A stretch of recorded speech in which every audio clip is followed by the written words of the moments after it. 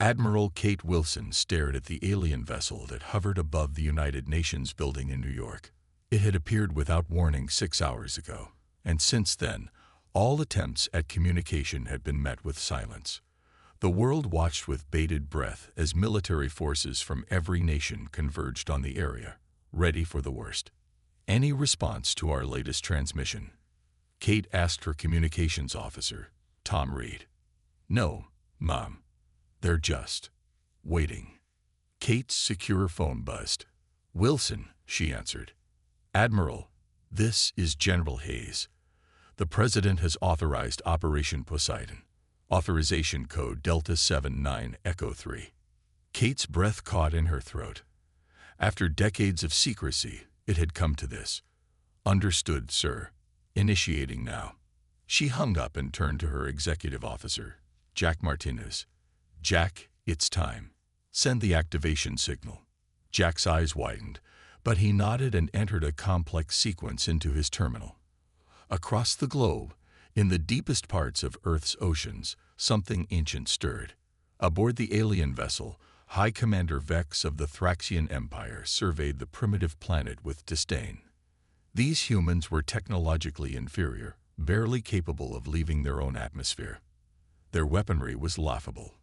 According to all intelligence, Earth would be an easy conquest. "Commander," his second-in-command reported, "our ultimatum transmission is ready." "Shall I send it?" "Proceed," Vex ordered. The message was simple: surrender or be destroyed.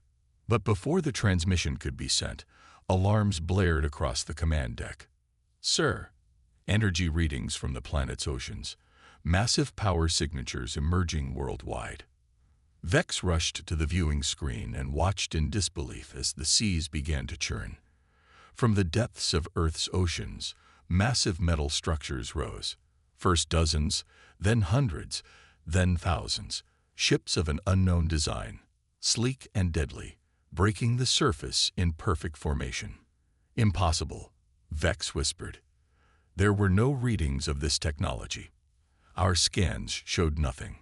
On Earth, Admiral Wilson watched from her command center as Operation Poseidon unfolded. For over a century, humanity had prepared in secret. After discovering the wreckage of an alien scout ship in 1908, the real cause of the Tunguska event, world leaders had formed a secret coalition. They realized Earth was not alone, and they might not be welcomed as equals. Using reverse-engineered technology, they built a defense force unlike any other, hidden in the one place alien sensors couldn't penetrate, the deepest parts of Earth's oceans. The water and special hull materials had masked their energy signatures perfectly. Now, as the alien vessel hung in the sky, humanity's secret armada revealed itself. 1 million ships of varying sizes, armed with weapons that matched or exceeded anything the aliens possessed. In orbit, more alarms sounded on Vex's ship. "Sir, we're being targeted by all of them." "Open a channel," Vex commanded, his voice tight with fear. On Earth, Kate received the incoming transmission. She nodded to Jack, who put it through. "This is High Commander Vex of the Thraxian Empire," the alien's voice boomed. "We come in peace for diplomatic relations." Kate's lips curled into a smile. "This is Admiral Kate Wilson of Earth Defense Force. Your sudden change in tone is noted, Commander. You have 1 hour to leave Earth's orbit. Any hostile action will be met with immediate response." As the transmission ended, she turned to look at the monitors showing Earth's hidden fleet. 1 million ships strong, rising from the seas, ready to defend humanity from any threat the galaxy might send their way. The first contact had not gone as the aliens expected. And soon, word would spread throughout the galaxy. Earth was not to be trifled with. 3 weeks after Earth's revelation, the Galactic Council convened an emergency session. Representatives from 57 spacefaring civilizations gathered in the massive chamber on Centauri Prime to discuss the unprecedented situation. "The intelligence failure is catastrophic," declared Mox, the reptilian delegate from the Draconis Federation. "How did an entire planet conceal 1 million warships? Our most advanced scanning technology detected nothing." The chamber erupted in overlapping voices until the council elder, Drez, a being of pure energy contained in an environmental suit, raised his glowing appendage for silence. "We have analyzed the limited data from the Thraxian encounter," Drez said. "The humans have developed a method of masking energy signatures using their planet's abundant water and certain mineral compositions found in their ocean floors. This technology is concerning." On a view screen, images of Earth's fleet appeared, sleek, predatory vessels rising from the seas, their hulls glistening with water. "More concerning," continued Drez, "is that they've clearly had access to advanced technology for decades, possibly centuries. Yet they maintain the facade of a primitive civilization. This level of deception across an entire planet is unprecedented." On Earth, Admiral Wilson sat in the Oval Office with President Laura Banks and representatives from 20 nations that formed the secret Earth Defense Coalition. "The diplomatic channels are open," the president said. "The Galactic Council has requested a meeting. They're rattled, which gives us leverage." "Good," said Wilson. "For a century, we've prepared for this moment. Ever since the Tunguska recovery, we knew they were out there. And we knew not all of them would be friendly." The president nodded. "Our ancestors were wise to keep the fleet hidden. If they had known our true capabilities, they might have destroyed us before we were ready." Across the globe, humanity watched in awe as their governments finally revealed the truth. The massive shipyards hidden beneath the Mariana Trench, the Antarctic research facilities that were actually command centers, the training program that had recruited the best minds for generations under the guise of classified military projects. Back at the Galactic Council, debate raged about how to respond to Earth. "We should strike now, before they expand further," shouted the Thraxian representative, still smarting from their humiliation, "and face 1,000,000 warships. Even our combined fleets would suffer catastrophic losses," replied Lyra, the diplomatic representative of the peaceful Atraxan collective. Drez silenced them again. "We have received a message from Earth. They request formal recognition and diplomatic relations." "Preposterous," several voices cried out. They also included technical specifications of a small fraction of their fleet. Drez continued. "Our military analysts confirm these vessels outclass many of our own." Silence fell across the chamber. In Earth orbit, the first official human delegation prepared to depart aboard the EDF Horizon, a diplomatic vessel that had remained hidden beneath the Pacific for 50 years. Captain Mike Foster surveyed his crew, scientists, diplomats, and military personnel, all trained for this historic moment. "All systems ready, Captain," reported his first officer, Lisa Bell. "Then let's make history," Mike said. "Set course for Centauri Prime."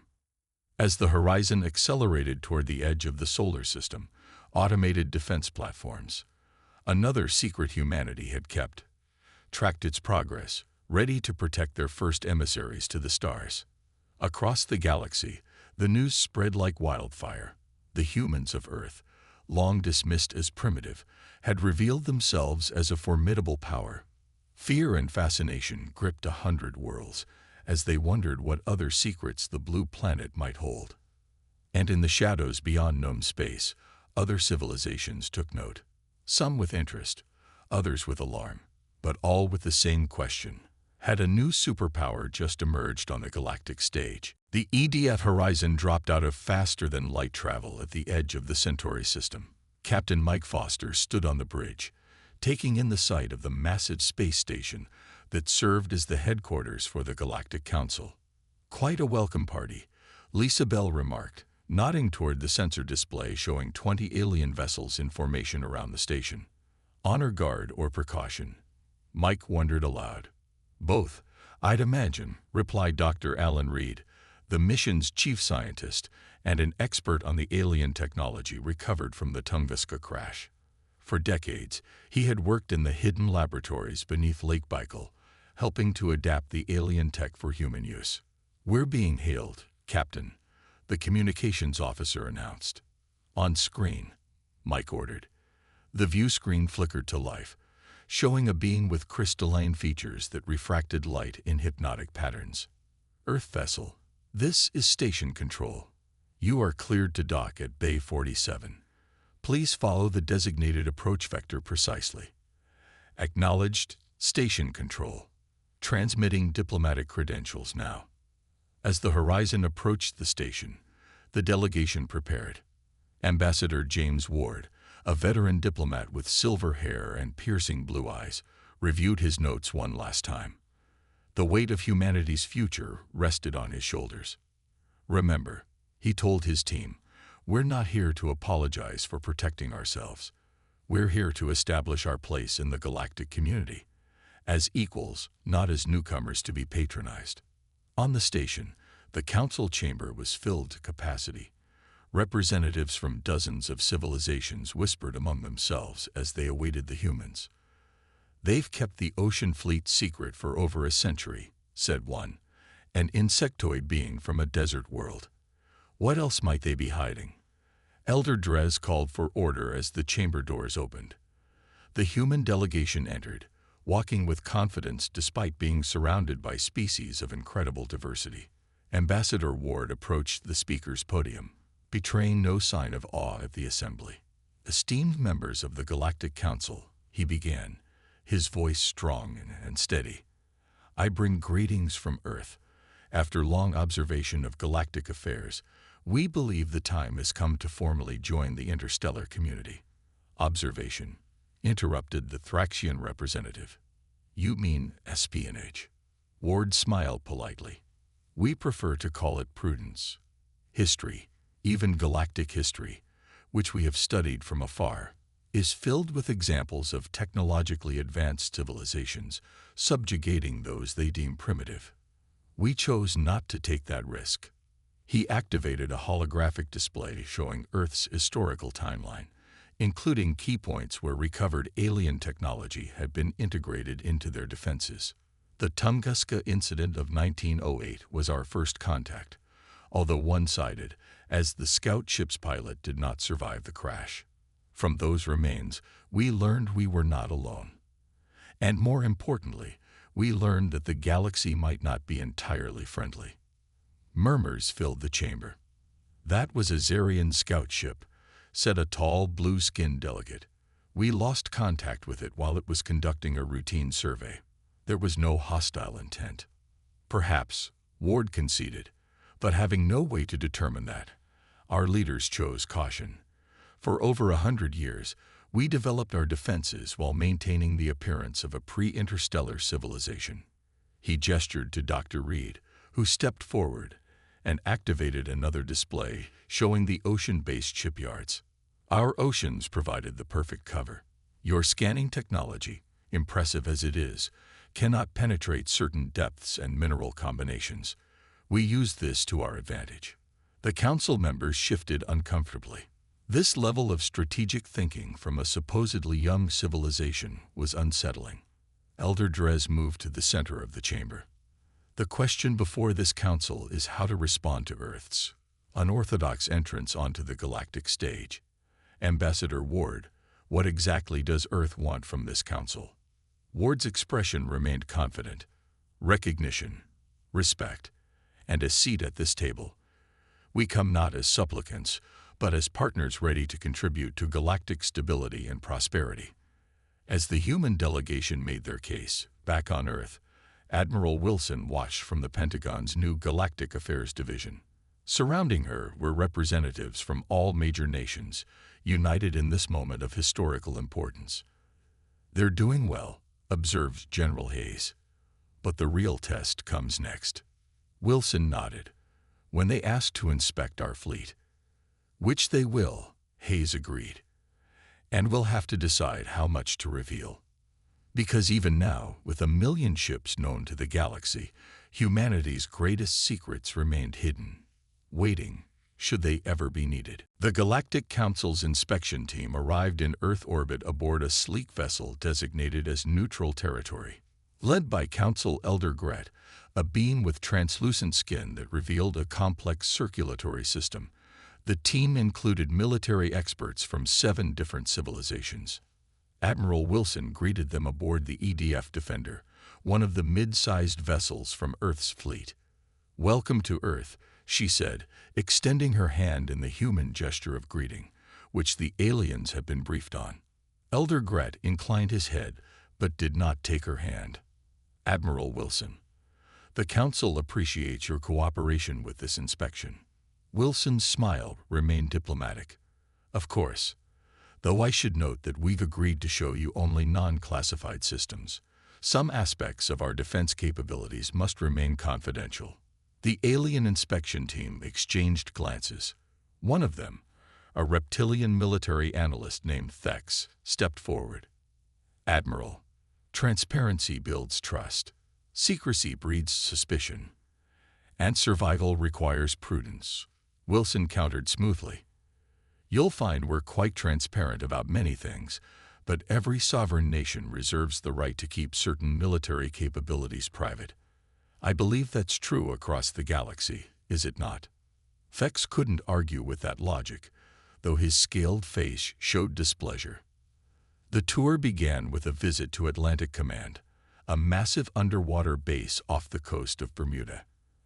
As their shuttle descended into the ocean, the aliens watched in fascination as the sea parted before them, revealing the hidden entrance to an enormous cavern.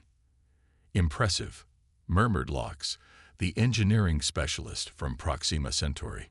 "You've adapted force field technology to displace water molecules." "One of our early innovations," Wilson explained. "The oceans provided perfect cover, but operating beneath them required creative solutions.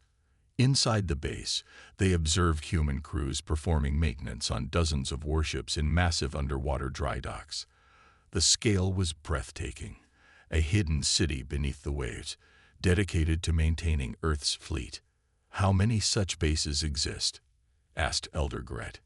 "That's classified," Wilson replied. "But I can tell you we have facilities in all major oceans." The inspection continued for 3 days, with the aliens granted access to selected vessels, training facilities, and command centers. They witnessed weapons demonstrations of systems the humans were willing to reveal: plasma cannons, gravity manipulators, and shield technology that had been adapted from the original Tunguska wreckage.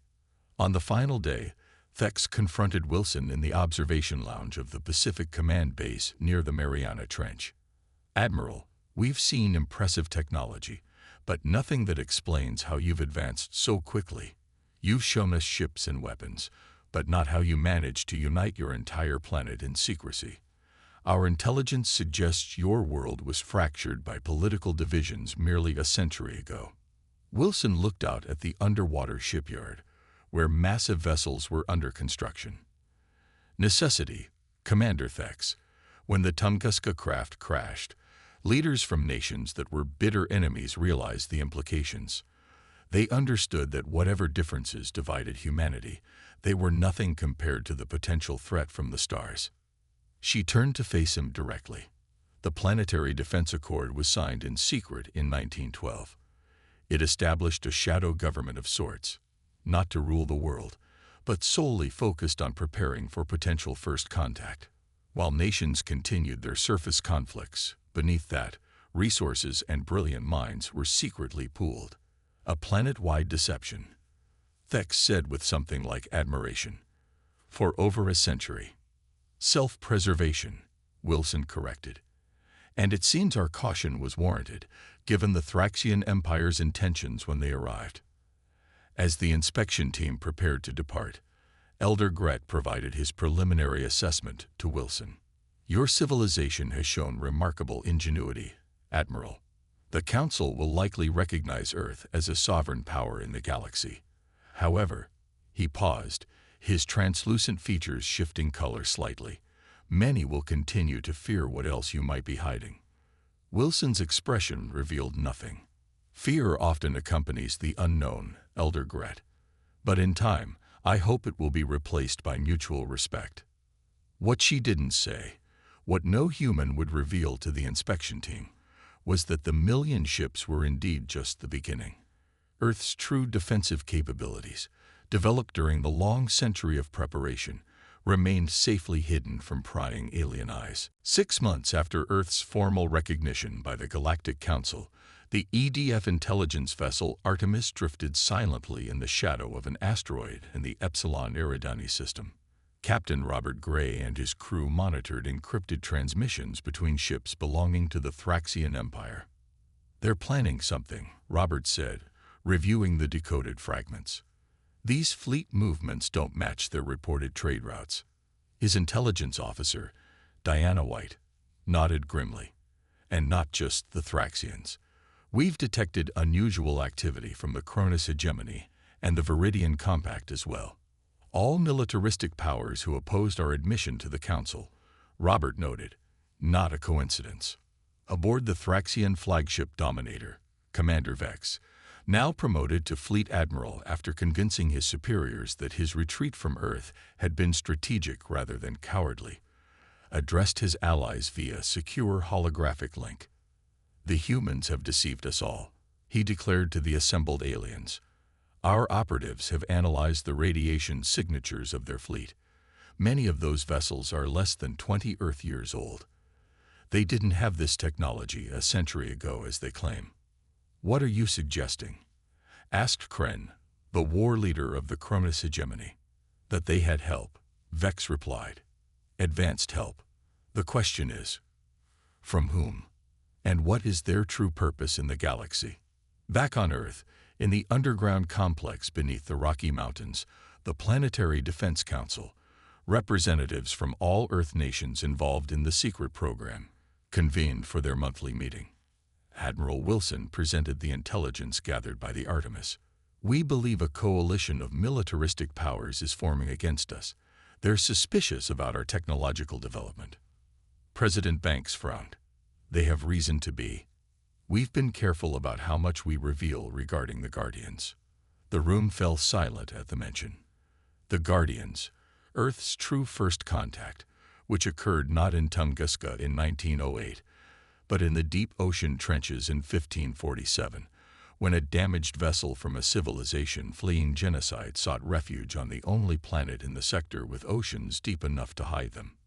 For centuries, the Guardians had lived in the deepest parts of Earth's oceans, sharing their technology with a small cadre of humans sworn to secrecy, preparing humanity for eventual discovery by the wider galaxy.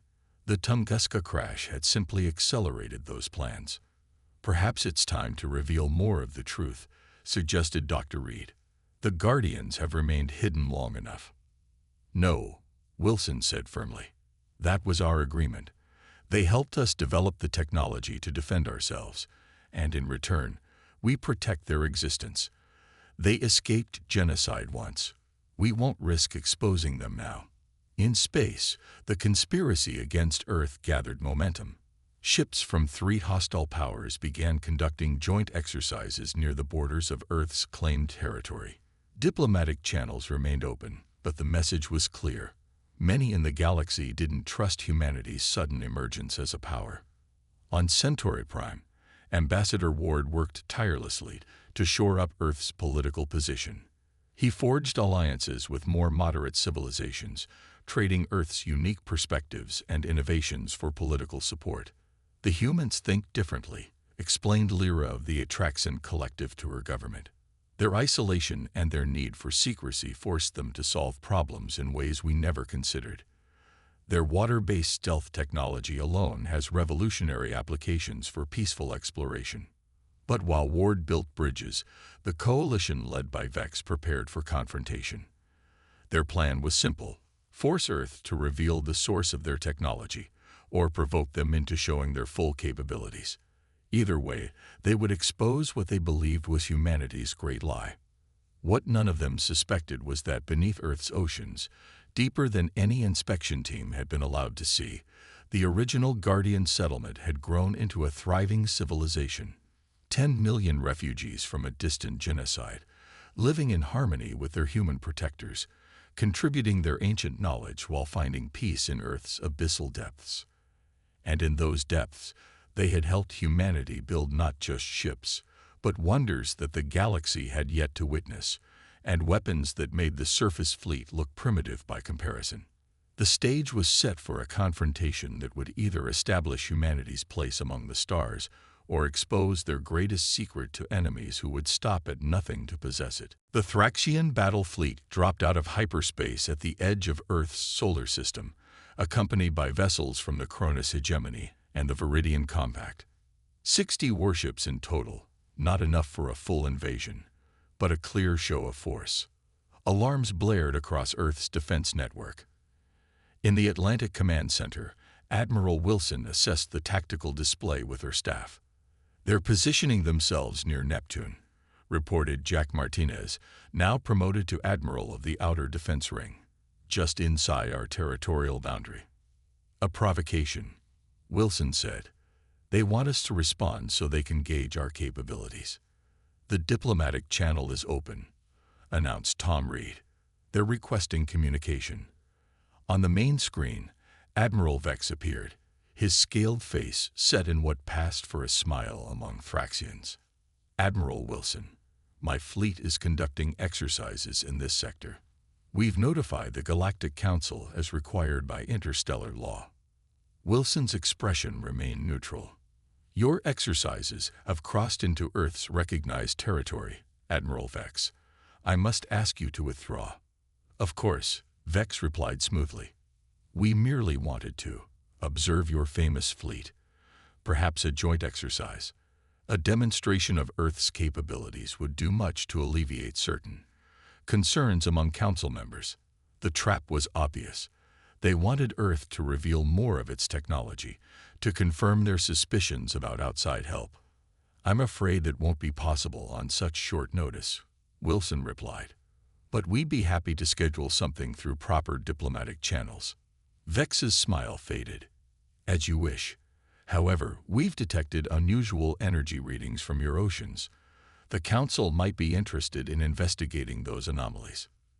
It was a warning. They knew something was hidden in Earth's seas beyond the million ships already revealed. After the communication ended, Wilson convened an emergency meeting with President Banks and the Guardian representatives. In the secure chamber 5 miles beneath the ocean floor, humans sat side by side with the Guardians. Tall, luminescent beings with features adapted to deep ocean pressures.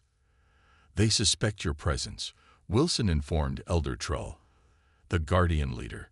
"Not specifically, but they know we're hiding something more than ships." Trull's voice resonated with the musical quality characteristic of the Guardians. "After 15 generations on your world, we consider ourselves as much children of Earth as you. We will not allow our presence to bring war to our shared home." "What do you propose?" asked President Banks. "Operation Eclipse," Wilson said. "It's time." The president's eyes widened. "Are you certain? Once deployed, there's no going back. The galaxy will know." "Not everything," Wilson clarified. "Just enough to send a message." In space, Vex's fleet began a series of provocative maneuvers, edging closer to Earth. Sensors probed the planet's oceans, searching for the source of the energy anomalies they had detected. "Their fleet is mobilizing," reported Vex's second-in-command. "Surface vessels only so far, approximately 300 ships rising from the Atlantic and Pacific." "Only 300, Vex mused. "They're holding back. Push harder." The Alliance fleet launched a series of target drones toward Earth's orbital defense platforms. Not an attack, technically, but close enough to trigger defensive protocols. On Earth, Wilson gave the order: "Initiate Operation Eclipse. Authorization code: Poseidon's Trident." Across the planet, in the deepest ocean trenches, massive structures began to rise. Not ships this time, but platforms the size of small cities. As they ascended, the sea boiled around them, steam rising into the atmosphere. 3 months after Operation Eclipse, Earth's delegation stood before the full Galactic Council. The chamber was packed with representatives from hundreds of worlds, all eager to hear an explanation for the technology that had effortlessly disabled a combined fleet of 3 major powers. Ambassador Ward took his place at the podium, flanked by Admiral Wilson, and a figure concealed beneath a hooded environmental suit. Elder Trell of the Guardians, about to reveal his existence to the galaxy after centuries in hiding. Esteemed members of the Council, Ward began. Recent events have forced Earth to demonstrate defensive capabilities we had hoped to keep in reserve. Today, we will address the questions that have circulated about the source of our technology. Murmurs filled the chamber as Ward gestured to the hooded figure beside him. Earth's advancement was not achieved alone. It is time for the galaxy to learn the truth about our allies. Elder Trell stepped forward and slowly lowered his hood, revealing his luminescent features, distinctly non-human, with patterns of light pulsing beneath translucent skin. Gasps echoed through the chamber. "I am Elder Trell of the Guardian Remnant," he announced, his melodic voice carrying throughout the hall. "My people sought refuge on Earth nearly 5 centuries ago, fleeing genocide at the hands of the Voidborn Dominion." The name sent shockwaves through the assembly. The Voidborn Dominion, a brutal empire that had been defeated 2 centuries ago after a long campaign by the United Galactic Powers. Most assumed they had exterminated all of their targeted enemies before their fall. "We found sanctuary in Earth's oceans," Trell continued. "The humans of that era were primitive by galactic standards, but they showed compassion to strange beings who fell from their skies. In return for their protection, we shared our knowledge gradually, helping them prepare for eventual discovery by the wider galaxy." On screens around the chamber, historical images appeared, ancient drawings and manuscripts showing luminescent beings emerging from the sea to meet humans in secret gatherings. Admiral Wilson stepped forward. "The 1,000,000 ships we revealed were just the beginning of our preparation. Operation Eclipse demonstrated another layer of our defensive capabilities. We regret the need for such a display, but the provocative actions of certain powers left us no choice." Elder Drez, head of the council, leaned forward. "This is unprecedented. An advanced civilization living secretly on a developing world, sharing technology. Many will see this as a violation of the non-interference protocols." "The protocols didn't exist when my people arrived on Earth," Trell pointed out. "And by the time they were established, we had become part of Earth's civilization. We are not visitors or advisors. We are citizens of Earth." From his place among the Thraxian delegation, Vex watched with growing horror as he realized the full implications. His fleet had not just challenged a young civilization with borrowed technology. They had provoked the remnants of a people whose genocide had been one of the greatest atrocities in galactic history. Ambassador Ward raised his hand for attention. "Earth comes before the Council today not to apologize, but to establish a new understanding. The Guardians are now Earth citizens. Their technology and our innovation have merged over centuries of cooperation. We protected them. They prepared us. Together, we now offer the galaxy something unique, a truly symbiotic civilization." Across the chamber, representatives debated furiously. Some saw opportunity in alliance with this unique power. Others feared the precedent it set. But all recognized that the galaxy had fundamentally changed. Elder Drez called for order. "The Council will need time to process these revelations. But one thing is clear: Earth and its citizens have demonstrated both tremendous power and remarkable restraint. They disabled an aggressive fleet without casualties. That speaks to their character." In the days that followed, delegations from dozens of worlds visited Earth, finally permitted to see the truth beneath the oceans. Vast cities where humans and Guardians lived and worked together. The technology they had developed went far beyond weapons. Medical advancements, environmental restoration, energy production. Innovations born from the merger of 2 distinct evolutionary paths. 1 month later, the Galactic Council formally recognized the Earth Guardian Union as a sovereign power with full rights and protections under galactic law. The coalition against Earth dissolved, its members unwilling to stand against both Earth's formidable defenses and the diplomatic backlash of threatening a people who had already survived 1 attempted genocide.